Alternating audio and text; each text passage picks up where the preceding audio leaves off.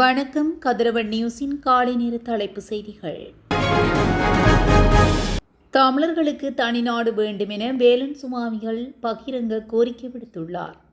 இலங்கையின் சிங்கள பௌத்த பேரினவாத அரசிடம் இருக்கின்ற மகாவம்ச மனநிலையில் மாற்றம் ஏற்பட போவதில்லை எனவும், தமிழர்கள் தங்களுக்கென்று ஒரு தனிநாட்டை உருவாக்குவதை தவிர வேறு வழியில்லை என்று வேலன் சுவாமிகள் தெரிவித்துள்ளார். தையிட்டியில் நேற்று இடம்பெற்ற போராட்டத்தின் போது ஊடகங்களுக்கு கருத்து தெரிவிக்கும் போதே அவர் இவ்வாறு குறிப்பிட்டார். இது எங்களுடைய நாடு என்று நாங்கள் உணரவில்லை. அந்நிய நாடாக வேற்றினமாகத்தான் நாங்கள் வாழ்ந்து கொண்டிருக்கின்றோம். இங்கு நடக்கின்ற காவல்துறை பரிசோதனைகளும் சோதனை சாவடிகளும் காவல்துறையினர் எங்களை நடத்துகின்ற விதமும் இது எங்களுடைய நாடு என்ற மனநிலையை தோற்றுவிக்கவில்லை. ஆகவே ஈழத்தமிழர்களுக்கான நிரந்தர அரசியல் தேர்வு என்பது சர்வதேசத்தாலே வடக்கு கிழக்கு தமிழர்களுக்கு வழங்கப்பட வேண்டும் என்று வேலன் சுவாமிகள் தெரிவித்துள்ளார். எரிபொருள் விலையில் திருத்தம் குறித்து வெளியான முக்கிய தகவல். மாதாந்த விலை திருத்தத்துக்கு அமைய ஜனவரி மாதத்துக்கான எரிபொருள் விலை திருத்தம் இந்த வாரத்துக்குள் அறிவிக்கப்படும் என தகவல் வெளியாகியுள்ளது. விலை சூத்திரத்தின்படி ஒவ்வொரு மாதமும் இறுதி 30ஆம் தேதி எரிபொருள் விலைகள் அறிவிக்கப்படும் நிலையில் இந்த முறை சற்று தாமதமாகியுள்ளதாக தெரிவிக்கப்பட்டுள்ளது. அத்துடன் கடந்த ஒரு மாதமாக உலக சந்தையில் எரிபொருள் விலை சற்று குறைவடைந்துள்ளதை அவதானிக்க முடிவதாகவும் பொருளாதார நிபுணர்கள் தெரிவித்துள்ளனர். இதேவேளை அமெரிக்கா ஈரான் இடையே அதிகரித்து வரும் பதற்ற நிலைக்கு மத்தியில் உலக சந்தையில் எரிபொருள் விலை அதிகரிக்கக்கூடும் எனவும் எதிர்பார்க்கப்படுகிறது. இந்நிலையில் இது நேரடியாகவும் மறைமுகமாகவும் இலங்கை பொருளாதாரத்தில் தாக்கத்தை ஏற்படுத்தும் என பொருளாதார நிபுணர்கள் தெரிவிக்கின்றனர். தேங்காய் மற்றும் தேங்காய் சார்ந்த பொருட்களின் ஏற்றுமதி மூலம் கிடைக்கும் அந்நிய செலாவணி வருமானம் $1 பில்லியன் அமெரிக்க டாலர்களை தாண்டியுள்ளதாக தகவல்கள் வெளியாகியுள்ளது. ஏற்றுமதி அபிவிருத்தி சபை தரவுகளின் அடிப்படையில் கைத்தொழில் மற்றும் தொழில் முயற்சியாண்மை அபிவிருத்தி அமைச்சு குறித்த விடயத்தினை தெரிவித்துள்ளது. அதன்படி தேங்காய் ஏற்றுமதி மூலம் கிடைக்கும் வருமானம் 2025 ஜனவரி முதல் அக்டோபர் வரை $1033.9 மில்லியன் அமெரிக்க டாலர்களை எட்டியுள்ளது. இது 2024ஆம் ஆண்டின் இதே காலகட்டத்துடன் ஒப்பிடும்போது குறிப்பிடத்தக்க 43.83% வளர்ச்சியாகும் என்று அந்த அமைச்சு சுட்டிக்காட்டியுள்ளது. பச்சையான தேங்காயை மட்டும் ஏற்றுமதி செய்வதற்கு பதிலாக மதிப்பு கூட்டப்பட்ட பொருட்களுக்கு கவனம் செலுத்தப்பட்டுள்ளது என்பதையும் அமைச்சு எடுத்துக்காட்டியுள்ளது. அத்துடன் தேங்காய் பால், தேங்காய் எண்ணெய், தேங்காய் கிரீம், உலர்த்திய தேங்காய், செயல்படுத்தப்பட்ட கார்பன் மற்றும் தேங்காய் நார் கழிவு போன்ற பொருட்களுக்கு உலகளாவிய ரீதியில் அதிக தேவை பதிவு செய்யப்பட்டுள்ளதாகவும் அமைச்சு சுட்டிக்காட்டியுள்ளது. இந்த நீண்டகால உற்பத்தியில் ஒரு பகுதியாக வடக்கு தென்னை முக்கோணம் நிறுவப்பட்டுள்ள நிலையில் ஆரம்ப கட்டத்தில் 16,000 ஏக்கர் உட்பட 36,000 ஏக்கர் புதிய தென்னை தோட்டங்களை பயிரிட திட்டமிடப்பட்டுள்ளமை குறிப்பிடத்தக்கது. புதிய கல்வி சீர்திருத்தங்களின் கீழ் 2026ஆம் ஆண்டுக்கான பாடசாலை நேர அட்டவணையை திருத்துதல் மற்றும் கல்விசார் ஆளணியினரை பயன்படுத்துதல் தொடர்பில் கல்வி அமைச்சினால் அறிவுறுத்தல் கோவை வெளியிடப்பட்டுள்ளது. இதன் அடிப்படையில் 2026ஆம் ஆண்டில் பாடசாலை நடைபெறும் நேரத்தை தற்போது நடைமுறையில் உள்ளவாறே முற்பகல் 7:30 மணி முதல் பிற்பகல் 1:30 மணி வரை பேணுவதற்கு தீர்மானிக்கப்பட்டுள்ளது. முன்னதாக வழங்கப்பட்ட அறிவுறுத்தல்களுக்கு அமைய 2026ஆம் ஆண்டிலிருந்து புதிய கல்வி சீர்திருத்த செயல்முறையானது தரம் 1 மற்றும் தரம் 6க்கு நடைமுறைப்படுத்தப்பட வேண்டும் எனவும் அதில் சுட்டிக்காட்டப்பட்டுள்ளது. இலங்கை கடற்பரப்பிற்குள் அத்துமீறி கடத்தொழிலில் ஈடுபட்ட குற்றச்சாட்டுக்காக 9 இந்திய கடற்தொழிலாளர்கள் கைது செய்யப்பட்டுள்ளனர். எல்லை தாண்டி கடத்தொழிலில் ஈடுபட்டதாக கூறி இலங்கை கடற்படையினர் நேற்று குறித்த கைது நடவடிக்கை முன்னெடுத்துள்ளனர். இந்நிலையில் யாழ் ஊர்காவத்துறை நீதவான் வாசஸ்தலத்தில் நேற்று முற்படுத்திய போது எதிர்வரும் ஜனவரி 7ஆம் தேதி வரை விளக்கமறியலை வைக்குமாறு நீதவான் உத்தரவிட்டுள்ளார். காரைநகர் கடற்பரப்பில் அத்துமீறி கடத்தொழிலில் ஈடுபட்ட குற்றத்துக்காக 2 நாட்டு படகுடன் மயிலாடுதுறை பகுதியைச் சேர்ந்த 9 கடற்தொழிலாளர்கள் கைது செய்யப்பட்டுள்ளனர். இலங்கை கடற்படை 2 நாட்டு படகுகளையும் கடற்தொழிலாளர்களையும் விசாரணைகளின் பின்னர் நீரியல் வளத்துறையினரிடம் ஒப்படைத்துள்ளதாகவும் தெரிவிக்கப்பட்டுள்ளது.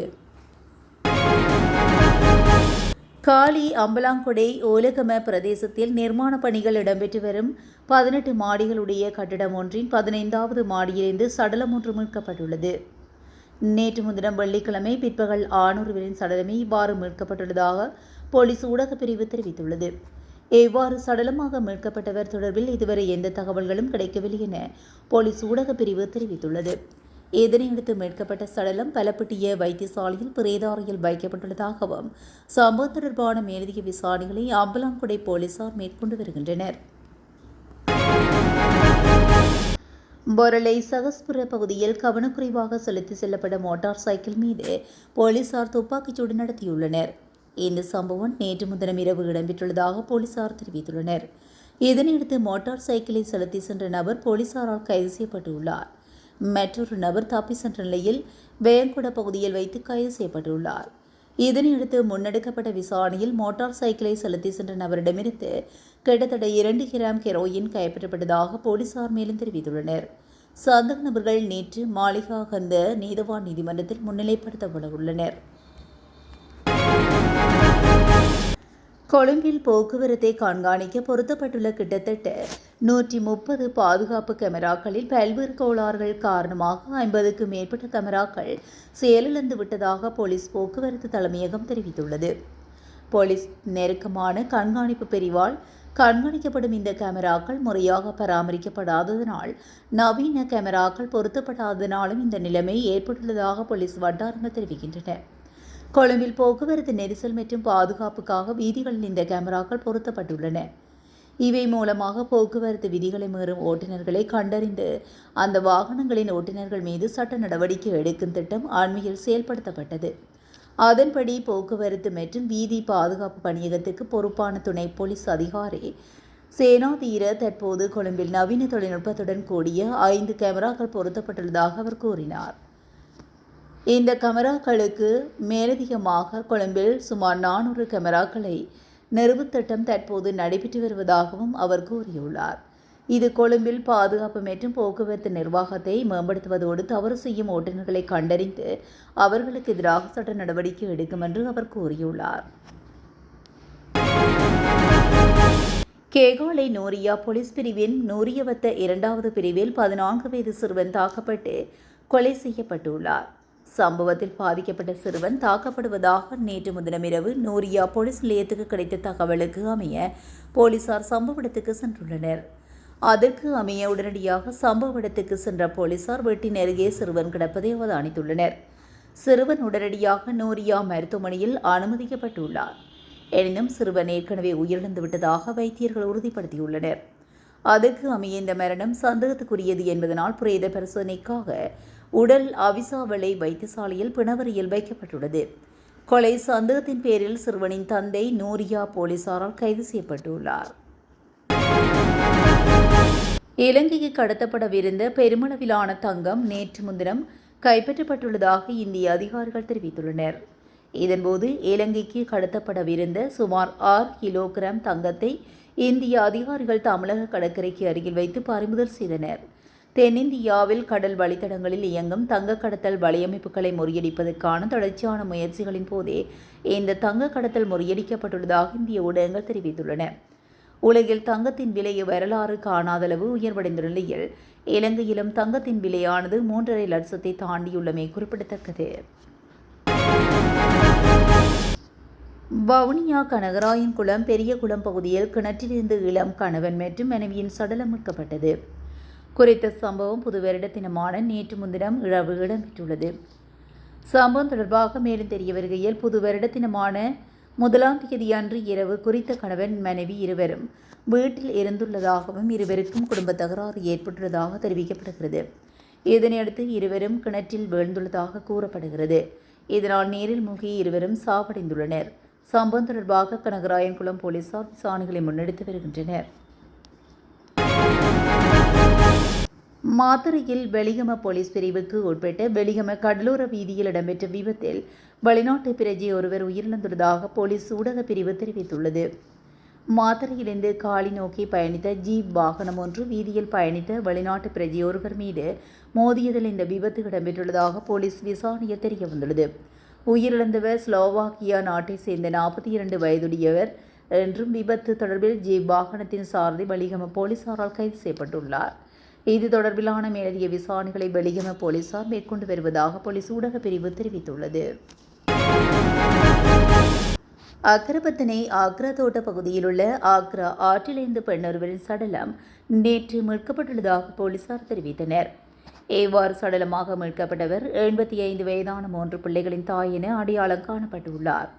ஆற்றில் சடலம் ஒன்று மிதந்து வருவதை அப்பகுதியில் இருந்த விவசாயிகள் கண்டுள்ளதாகவும் தகவல் அறிந்த சம்பவ இடத்துக்கு வந்த அக்கரைப்பத்தனை போலீசார் சடலத்தை மீட்டதோடு மரண விசாரணைகளின் பின்னர் நுவரெலியா மாவட்ட வைத்தியசாலைக்கு பிரேத பரிசோதனைக்காக சடலம் கொண்டு செல்லப்பட உள்ளதாக போலீசார் தெரிவித்துள்ளனர். சம்பவம் தொடர்பிலான மேலதிக விசாரணைகளை அக்கரைப்பத்தனை போலீசார் மேற்கொண்டு வருகின்றனர்.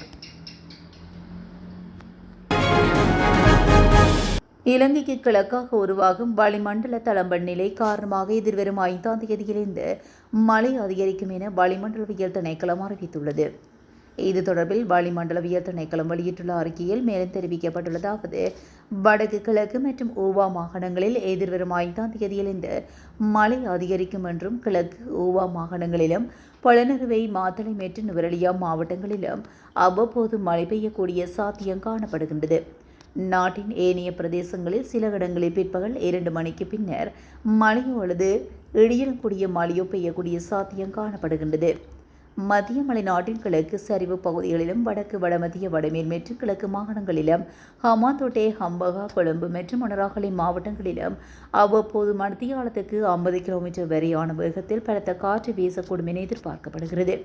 இடியுடன் கூடிய மழை பெய்யும் வேளைகளில் அப்பிரதேசங்களில் தற்காலிகமாக வீசக்கூடிய பலத்த காற்று மற்றும் மின்னல் தாக்கங்களினால் ஏற்படக்கூடிய பாதிப்புகளை குறைத்துக் கொள்ள தேவையான முன்னெச்சரிக்கை நடவடிக்கைகளை எடுத்துக் கொள்ளுமாறு பொதுமக்கள் அறிவுறுத்தப்படுகின்றார்கள்.